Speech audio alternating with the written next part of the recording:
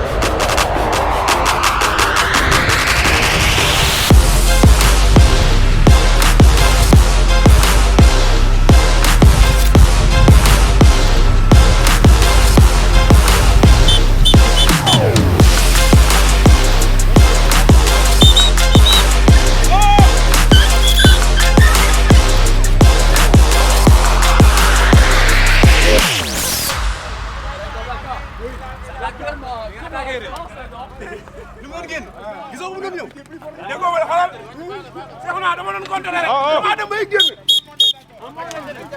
gaay lu mu génn ba on est à 7 km des roues quoi waaw yegg nañu dëgg fa yàlla ouais devant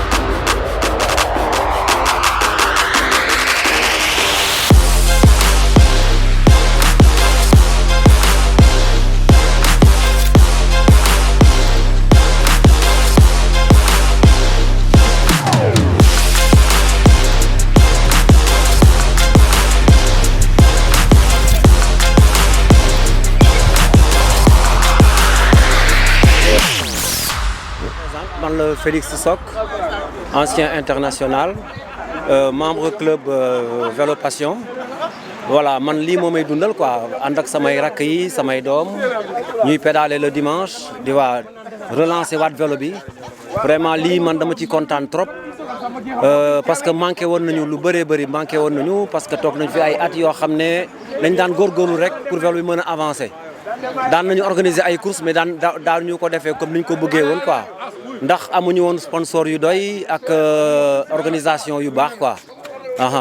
Mais ñu ngi koy yaakaar ci nouveau président bi di Pape Fata Faye ak club yi ñu am nii club Vélo Passion ak yeneen club yi nekk biir Dakar ak yi nekk dans les régions. yaakaar nañu daal que vraiment nañu mën a relancer waat vélo bi bu baax a baax quoi man lii rek moo may dundal mooy sama passion vélo mooy sama life quoi kontaan naa ci trop ñu relancer waat vélo bi maa ngi sant bu baax ñi fi nekk yëpp sama rakk yi sama doom yi maa ngi leen di sant bu baax a baax ndax ñun lii mooy suñu passion quoi Vélo Passion merci beaucoup jërëjëf. Président Babacar Fall, je suis le trésorier de Vélo Passion et donc aujourd'hui c'est cette randonnée plutôt c'est l'occasion de communier avec le monde du vélo, avec les frères, avec les amoureux du vélo. Donc vraiment c'est la preuve que le vélo est vraiment vivant au Sénégal, que les passionnés sont là et qu'aujourd'hui il faut que tout le monde y mette du sien. Donc j'appelle les membres du club donc, de se mettre à jour par rapport aux cotisations. Donc on a ouvert le registre des cotisations. Il y a déjà quelques adhérents qui ont commencé à faire le nécessaire. Voilà, donc je remercie tout le monde et je souhaite que cette année 2022, avec l'avènement de la nouvelle équipe dirigée par Pape Fata au niveau de la fédération, nous avons beaucoup d'espoir et nous allons en tout cas faire le nécessaire et le maximum surtout pour que le vélo retrouve ses lettres de noblesse. D'abord, merci à tous les cyclistes pour cette journée. Alors ce qu'on espère, c'est que, comme le disait tout à l'heure notre collègue, c'est qu'avec la nouvelle équipe de la fédération, nous irons vers d'autres cieux et puis que tout le monde adhère et que la fédération puisse poser des projets pérennes pour qu'on puisse nous aussi toucher nos 50 millions et qu'on arrive à sortir de nos frontières. Mais tout commence par la base et la base elle est là, elle est autour de nous et on espère vraiment que le cyclisme sur les 4 prochaines années retrouvera ses titres de noblesse et que chaque club, et comme je l'ai dit souvent, c'est par les clubs que ça commence pour qu'on puisse avoir des ligues fortes et ensuite la fédération encore plus forte. En tout cas, on souhaite tous bonne chance à Pape Fata et que tous les cyclistes ici retrouvent. Merci. Mamoudou Sow, président du club Vélo Passion. Donc aujourd'hui, Vélo Passion a organisé une randonnée à Toubab Dialaw. Donc il y a au minimum 50 coureurs qui sont là. Comme nous le faisons de temps en temps, nous organisons des randonnées. Donc ça permet de donner un coup de fouet, de faire vivre vraiment le vélo. Donc j'en appelle à tous les passionnés du vélo de venir rejoindre le club qui s'appelle Vélo Passion. Et je profite de l'occasion pour dire que nous soutenons la Ligue dont le président est membre de Vélo Passion. Nous soutenons également la Fédération sénégalaise de cyclisme dont le président qui est nouvellement élu est bien membre du club Vélo Passion. Donc je pense qu'aujourd'hui Vélo Passion est un club parmi les clubs les plus grands, pour ne pas dire le plus grand club de Dakar. Voilà, merci.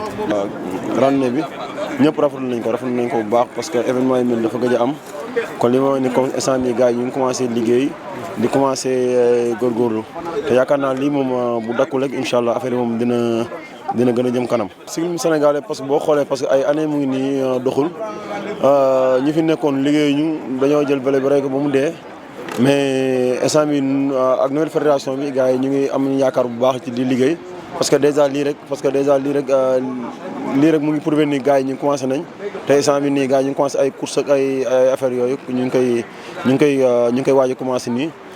waaw bu loolu tamit gars yi ñu ngi préparé tamit tour Ziguinchor am na tour Ziguinchor bu waaj di waaj a préparé pour dem fa comme la woon ne instant bi nii gars yi ñu ngi góorgóorlu te yaakaar naa lii bu dakkul affaire bi dina Vélo Sénégal fi mu nekkoon dana fa dellu. Jean Guèye ñu may wooyee pas Jean may doyen wu Vélo Passion di doyen wu coureur yi Dakar yëpp. dama nekk ci vélo bi parce que sama bëgg-bëgg la ah man ànd ci ak samay doom ak samay jarbaat ñu koy pratiquer ñu jox ma cër boo xam ne wax dëgg xaw ma sax nu ma leen koy delloo. vélo bi nag dafa am fuñ ko bëggee yóbbu te dañu nekk ci yoon wi. ça fait presque 30 ans yoo xam ne vélo bi doxatul woon Sénégal te yàlla dimbale nañu ba ñu régler problème fédération bi dañu bëgg à partir de maintenant ñun ñëpp ñu jël suñu fayda teg ko ci ba nga xam ne vélo bi fa mu nekkoon avant dana fa dellu. parce que ñun ba ñu nekkee xale dañ daan gis courses yi à Dakar tous les dimanches. course yi dafa daan am dafa amoon sax benn émission bu ñu daan woowee roue libre bu daan daw régulièrement nit ñi dañ ko daan suivre ci télé bi mais loolu yëpp amatul te boo xoolee Afrique Sénégal moo fi mënoon ci vélo bu ñu toogee ba ñuy wax ay Burkina di wax ay Congo gi mais ñooñu ñëpp mosuñu yem ci cheville ah suñu toogee parce que am na ñuy yor vélo bi nanguwuñu ci xajal kenn. ba ñu retard bi ñu am ko fi mu nekk nag ñun défi la pour ñun boo xam ne dañ ko bëgg relever dañu bëgg delloo vélo bi ca fa mu nekkoon te incha allah danañ ko fa teg ñu ñaan nag képp koo xam ne rek war nga ñu mën a jàppale ci loolu nga ñëw jàpp ci sponsor yeeg lépp soxla nañu parce que mbir mi du mbiru ñun du suñu mbir rek. mbiru ñëpp la mbiru Sénégal la ni football bi demee vélo bi war na ko mën a demee te incha allah bu ci ñëpp defee seen fayda incha allah dinañ fa àgg. incha allah man la Pape Fata Faye maa ngi leen di nuyu di leen ziar di leen xamal également que tey dañu def benn randonnée malheureusement nag man nag pédalé wu ma parce que docteur moom ma exempté moo ma ne waraguloo yëg ci vélo bi mais bëggoon naa ko lool te xam naa ne li ma fi jot a gis. yaakaaruma ñu ëpp ma doole mais nag c'est une partie remise. Pour revenir un peu sur l'essentiel, donc c'est encore une fois une manière de vous montrer qu'on est tous ensemble. Nous sommes là aujourd'hui pour un seul but, c'est-à-dire c'est relever le vélo. Ouais. Alors, comment relever le vélo? Parce que sentir nañu à un bon moment que vélo bi dara doxu ci woon. ñàkk dox bi mooy ñàkk def compétition. ñàkk dox bi mooy defar am ay visite médicale fay ay assurance réaffilié wu am ay licence loolu mooy indi ñàkk dox bi pour que quand même au moins ñu mën a organiser ay compétition. Alors pour l'instant nag il y a beaucoup de choses qui sont en vue commencé nañu dresser programme de course bu saison 2022 xam naa d'ici dans la semaine dinañ ko valider yónnee ko ligue yi tamit daal di jéem a xool naka la ñu mën a développer ay courses ci biir compléter tableau bi bu ko defee nag ñu daal di commencer def compétition yi. Alors taxawaay bii nag dafa nekk taxawaay bu am solo parce que mën naa ne partisan Vélo Passion yeeg ñu nekkul Vélo Passion ñëpp ñu ngi fi aujourd'hui mais n'empêche que am na lu ñuy waajal dans sous peu loolu moom damay interpeller As interpeller grand Félix pour que ñu taxaw ci de sorte que alors ñu def randonnée bu mag nga xam ne même les vélos bon je veux pas dire les vélos sauvages mais yeneen vélos yi yëpp mën ci bokk incha allah bu neexee yàlla donc des na ci seen loxo et j'encourage vraiment tous les participants ñu ñibbi Dakar ci jàmm te nag gars yi waajal xam ne ñëpp a ci bokk. Alors donc ñëpp ci bokk ça veut dire que ku ci nekk war nga mën a taxawaayu dirigeant war nga mën a taxawaayu organisateur war a taxawaayu aussi sponsor. Alors vélo bi soxla na ay sponsor il faut que gars yi ñëw taxaw ci c'est pas les parties de manivelle de dimanche rek qui pourront développer le vélo. Moussa foofu laa bëggoon a yem su fekkee ne am na yeneen yoo xam ne bëggoon nga ñu yokk ko ci en tout cas man je suis satisfait et je sais que les gens ne sont pas en reste. Merci beaucoup.